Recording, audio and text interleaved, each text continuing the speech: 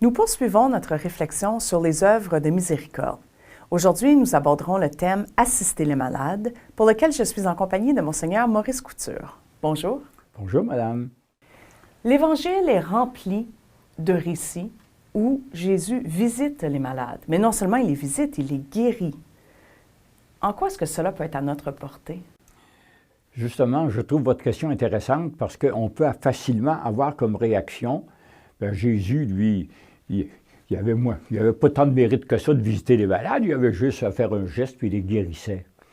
Mais on voit dans les récits évangéliques qu'il ne faisait pas ça d'une façon automatique. Il ne cherchait pas à la popularité, il ne cherchait pas à épater la galerie, il voulait montrer qu'il aimait les gens. C'est important, quand on lit l'Évangile, de s'arrêter aux détails. Ils sont parfois plus instructifs que l'essentiel du récit. Qu'est-ce qu'on met en lumière en méditant justement la parabole du bon samaritain face aux gestes posés par l'homme? Ce que Jésus voulait dire, en prenant ce que j'appellerais les deux extrêmes, les prêtres et les lévites qui étaient adonnés au culte, dans le temple, et puis le Samaritain qui était considéré comme un hérétique aux yeux des Juifs. Et, disons-le, il méprisait les Samaritains, nettement. Donc, il attribue aux Samaritains un beau geste. Par là, Jésus veut nous dire, même les personnes qui peuvent paraître bien loin de la pratique religieuse sont capables de poser des bons gestes. Alors, le Samaritain fait ça parce qu'il a bon cœur. Et Jésus dit, vous autres, là, qui êtes pratiquants, et Jésus ne voulait pas diminuer l'importance de la pratique, lui-même est un juif pratiquant. Il ne faut pas interpréter la parabole comme si on disait la pratique religieuse, c'est pas important. Non, c'est la fortiori. C'est à plus forte raison, devez-vous être bon, parce que l'essentiel, c'est cela, c'est d'aimer. Cet amour du prochain, quand Jésus visite et guérit les malades, il le pose d'une façon bien concrète, en donnant des gestes d'affection aux gens. Exactement. Et par là, il est imitable. Il n'est pas imitable en faisant le miracle, mais il est imitable par le fait qu'il pose des gestes qui ont le don d'apporter le calme. Tous les gens qui approchent les malades vous diront ça.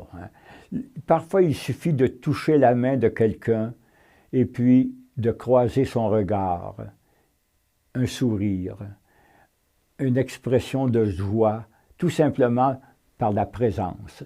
Et c'est ça, là, nous parlions tout à l'heure de l'aide médicale à mourir. Moi, je pense qu'à l'heure actuelle, si c'est tellement attendu des gens, c'est que les gens ont fait l'expérience de la solitude. Et dans la maladie, c'est la solitude qui est le plus grave aspect de la souffrance. Parce que ce qui arrive souvent, c'est que les gens disent « Maintenant, moi, je ne sers plus à personne. Je deviens un poids pour ma famille. Je deviens un poids pour la société. » Et c'est ça qui est pernicieux dans l'aide médicale à mourir. Alors, c'est à nous de développer une approche qui permette justement de faire en sorte que ce soit senti comme vraiment un geste d'amour. C'est ça qui est important. J'écoutais hier à la radio M. Lenoir qui a fait un livre sur le bonheur et il disait « On ne peut pas avoir de bonheur sans les autres. La source de notre bonheur, ce sont les autres, ceux qu'on aime, ceux qui nous aiment. En dehors de ça, c'est très, très précaire. L'argent, la santé, tout ça, c'est très précaire. » Il y a une parole qui me marque dans la parabole du bon samaritain et que vous reprenez dans votre prière que vous nous partagez lors de l'enseignement, c'est la question de prendre pitié. En quoi est-ce que prendre pitié de l'autre m'aide à communier à sa souffrance? Disons que le mot « pitié » dans notre langage, nous, est plutôt péjoratif, je dirais. Quand on prend pitié, ça veut dire qu'on se force quasiment pour... ça n'est pas ça, hein, surtout chez Dieu. Dieu est amour, mais il est amour miséricordieux. Et lorsque on est miséricordieux, Le mot même le dit, on aime la misère. Normalement, la misère, on ne l'aime pas. On veut la combattre. On ne l'aime pas chez les autres, on ne l'aime pas chez soi. Mais Jésus a hérité de cet amour du Père et Jésus avait un cœur miséricordieux, porté vers la misère.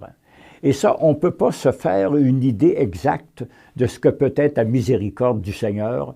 On peut essayer de l'imiter. De temps à autre, on pourra peut-être sentir que d'avoir aimé la misère, ça rend du service, ça a soulagé. Mais on n'est pas assez naturellement porté vers la misère pour qu'on soit sûr de son coup. Hein. Alors que dans le cas du Seigneur, c'est sûr qu'il est essentiellement miséricordieux. Son amour est miséricorde et il est amour. Merci. Je vous en prie.